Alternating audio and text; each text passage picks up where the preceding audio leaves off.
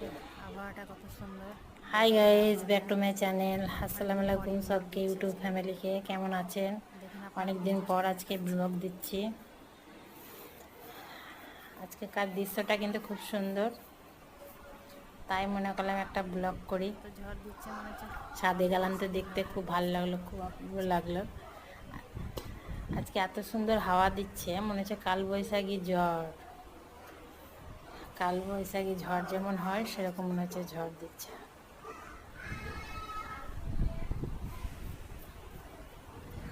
আর ঠান্ডা ঠান্ডা আবহাওয়া, খুব ভাল লাগছে।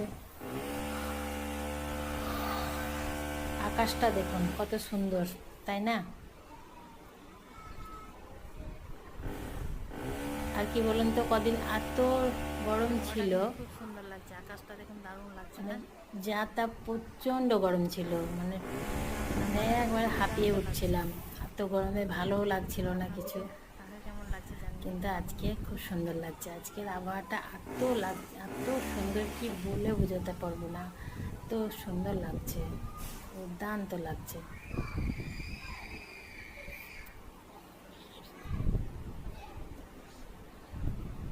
আকাশে মেঘগুলো মনে হচ্ছে উড়ে উড়ে যাচ্ছে, এত সুন্দর লাগছে দেখতে দৃশ্যটা।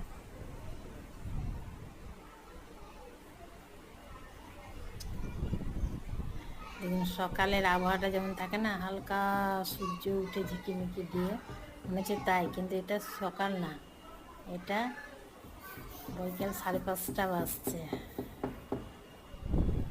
আজকে বৈকাল বেলাতেই করেছি ব্লগটা। সকালের দৃশ্যের মতন সূর্যটা দেখতে দেখতে খুব সুন্দর লাগছিল লাগছে, বলেই তা না? করলাম। সূর্যটা ডুবছে, এটা বিকেলের দিকে। এত ঝড় দিচ্ছে যে কি বলবো।